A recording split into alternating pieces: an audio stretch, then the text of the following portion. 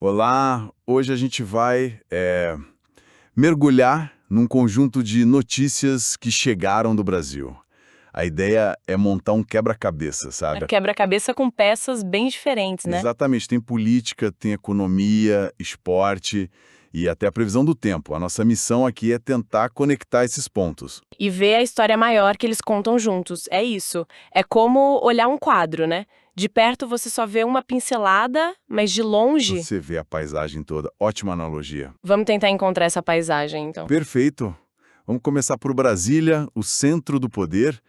A primeira peça é o retorno do presidente Lula e a agenda dele parece que pode incluir a crise na Venezuela. O que já é um tema super complexo, né? A forma como o Brasil se posiciona com um vizinho como a Venezuela diz muito. Não é só diplomacia, imagino. Não, de jeito nenhum.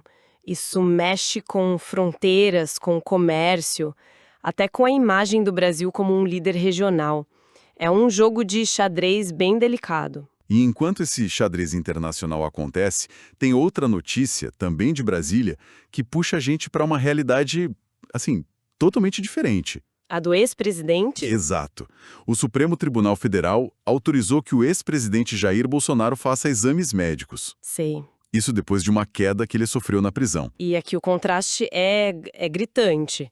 Na mesma cidade, a gente tem o presidente atual focado em geopolítica, em temas continentais, e o ex-presidente lidando com um desdobramento judicial, algo muito pessoal, quase físico. É. Uma coisa é o futuro do continente. A outra é uma questão de saúde num contexto de prisão. Exatamente. Mostra como essas duas narrativas, a do governo atual e a do passado recente, continuam correndo em paralelo, né? E disputando a atenção do país. É uma sobreposição muito forte.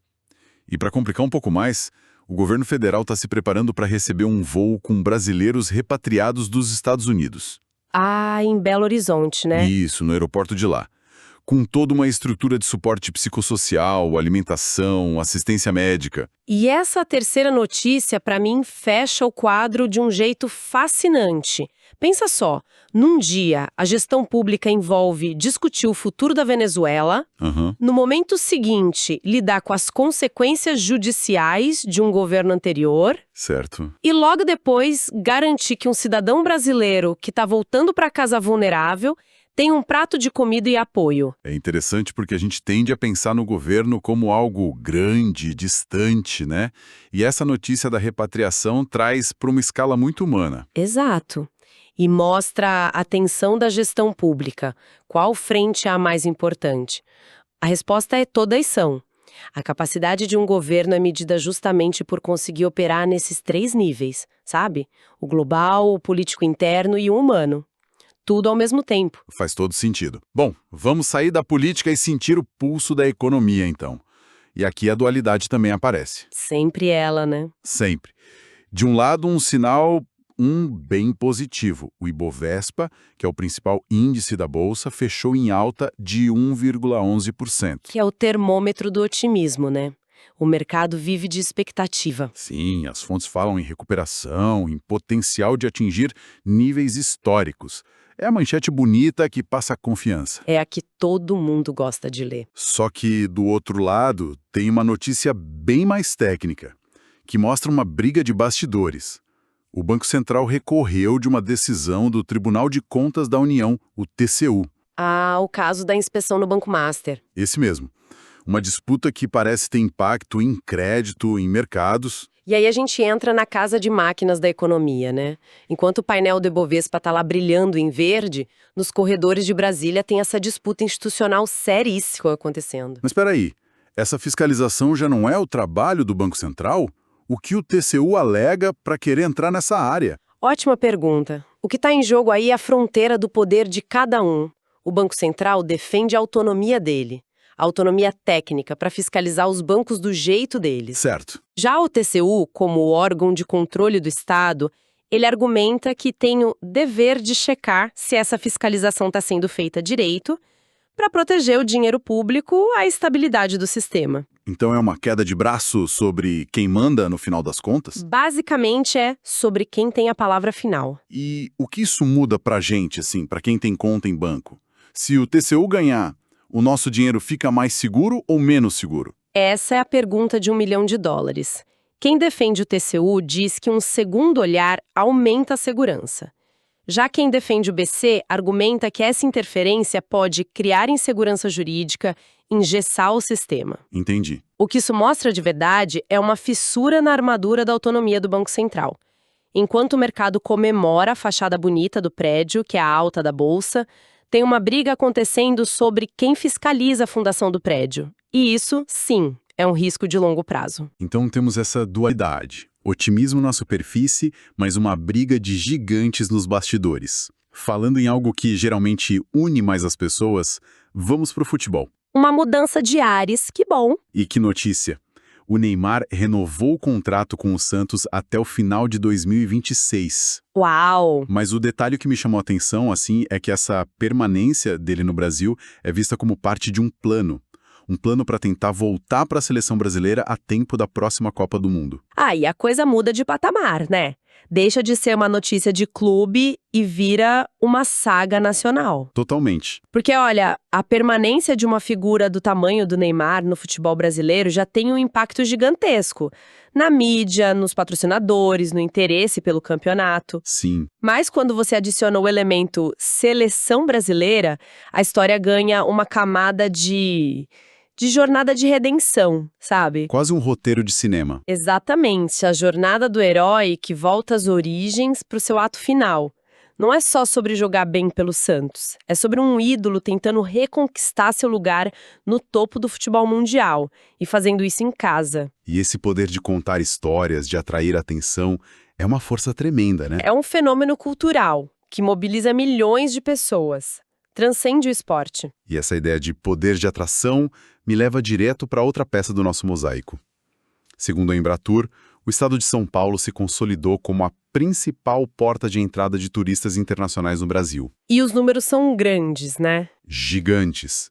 Mais de 2,7 milhões de visitantes em 2025. Juntando essas duas notícias, a gente vê o tal do soft power brasileiro em ação. O que seria isso exatamente? É a capacidade do país de ser influente, de ser atraente, não pela força militar ou econômica, mas pela sua cultura.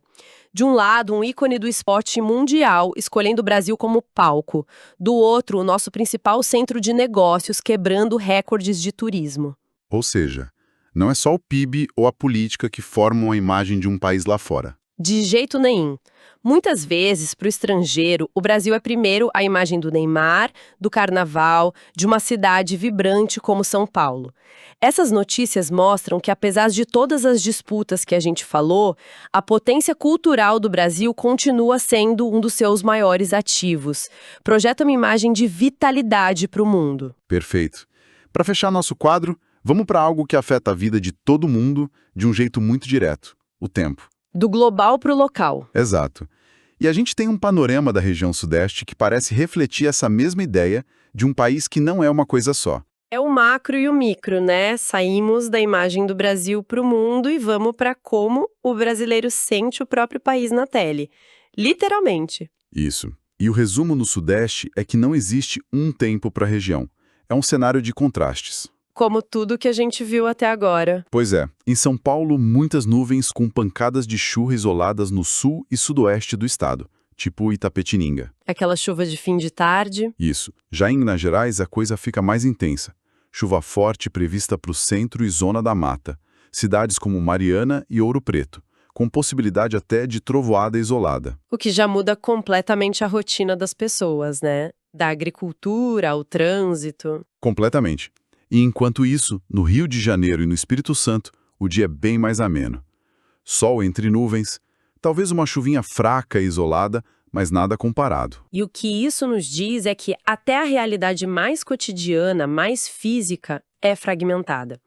Na mesma região, no mesmo dia, tem gente se preocupando com alagamento e gente planejando ir à praia. É uma metáfora perfeita. né? Essa diversidade climática numa única área é um retrato da diversidade de realidades sociais e econômicas e políticas que coexistem no país.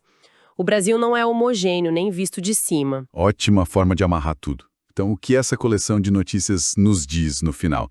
A gente passou pela política em Brasília, pela dualidade da economia, pelo brilho da nossa cultura. E terminamos sentindo as diferentes temperaturas do Sudeste. Exato. Olha, o que emerge é um retrato de um país de contrastes profundos, que vivem lado a lado. É o otimismo da Bolsa convivendo com uma disputa que pode abalar o sistema financeiro. É o futuro sendo debatido na diplomacia enquanto o passado ainda gera manchetes nos tribunais. Perfeito! É a força da nossa imagem cultural para o mundo contrastando com o céu que, numa mesma região, vai da tempestade ao sol. A história do Brasil hoje não é uma linha reta, sabe? É essa coexistência tensa e fascinante de todas essas realidades ao mesmo tempo. Uma conclusão muito potente. E isso deixa uma provocação para a gente pensar, né? Ao observar esse mosaico todo, que vai de uma decisão judicial em Brasília até a previsão de chuva em Ouro Preto, fica a reflexão. Quais são as pequenas notícias do nosso dia a dia que, quando a gente soma tudo, realmente definem o rumo e a identidade de um país?